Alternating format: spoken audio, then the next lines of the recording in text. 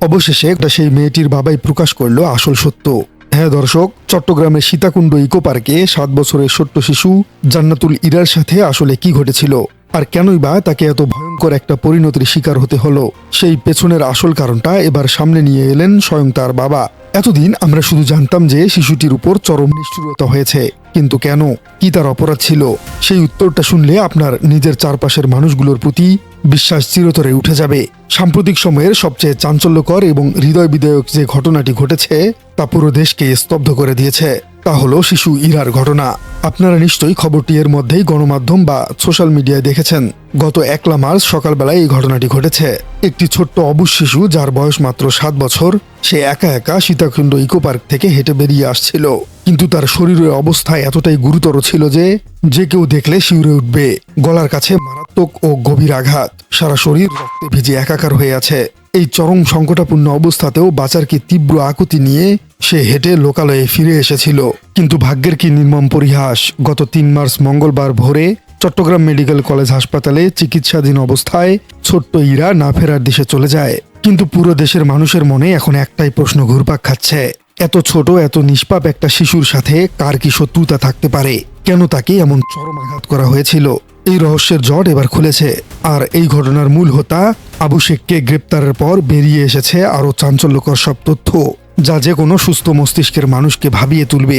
আসল ঘটনা হলো, ইরার বাবা মনির হোসেন পেশায় একজন রিক্সা চালক। এই মনির হোসেনের সাথেই তাদের প্রতিবেশী বাবু শেখের বেশ কিছুদিন ধরে কোনো একটি নির্দিষ্ট বিষয় নিয়ে তীব্র বিরোধ বা কথা কাটাকাটি চলছিল।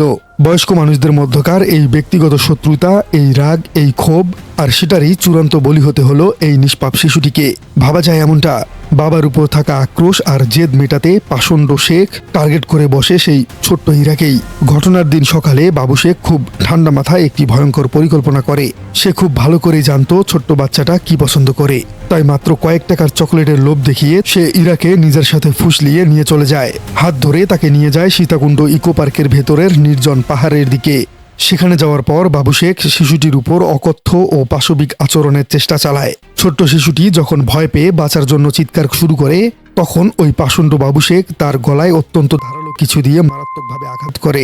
তার মূল উদ্দেশ্য ছিল শিশুটিকে চিরতরে শেষ করে দেওয়া, যাতে এই ঘটনার কোনো সাক্ষী না থাকে। আঘাত করার পর যখন সে দেখলো শিশুটি আর নড়াচড়া করছে না, তখন তাকে সেখানে মৃত ভেবে ফেলে চলে আসে বাবু শেখ। সে ভেবেছিল সব শেষ, আর কেউ হয়তো কিচ্ছু জানতে পারবে না। কিন্তু বাবু শেখ হয়তো জানতো না যে সত্য কখনো চাপা থাকে না। পুলিশ ঘটনার পরপরই দ্রুত তদন্ত শুরু করে। বাসা থেকে ইকো পার্ক পর্যন্ত রাস্তায় বেশ কয়েকটি সিসিটিভি ফুটেজ তন্ন তন্ন করে খোঁজা হয়, আর সেই প্রযুক্তির সাহায্যেই আসল অপরাধী শনাক্ত হয়। মঙ্গলবার দুপুরে কুমিল্লা এলাকা থেকে বাবু শেখকে গ্রেপ্তার করতে সক্ষম হয় পুলিশ। এমনকি ঘটনাস্থল থেকে সেই চকোলেটের খোলস সহ আরও কিছু গুরুত্বপূর্ণ আলামত উদ্ধার করতে সক্ষম হয়েছে। বর্তমানে হাসপাতাল থেকে চূড়ান্ত রিপোর্টের অপেক্ষা করা হচ্ছে, যাতে আইনিভাবে এই অপরাধের সর্বোচ্চ শাস্তি নিশ্চিত করা যায়। সাধারণ মানুষ এই ঘটনায় এতটা ক্ষুব্ধ যে তারা আসামির দৃষ্টান্তমূলক শাস্তির দাবি করে মহাসড়ক অবরোধ করেছে। দর্শক, একবার গভীরভাবে ভেবে দেখুন তো, যে প্রতিবেশীর বিপদে আপদে সবচেয়ে আগে পাশে দাঁড়ানোর কথা, সেই প্রতিবেশী যদি এমন ভয়ঙ্কর রূপ নেয়, তবে মানুষ কোথায় যাবে, কার উপর ভরসা করবে?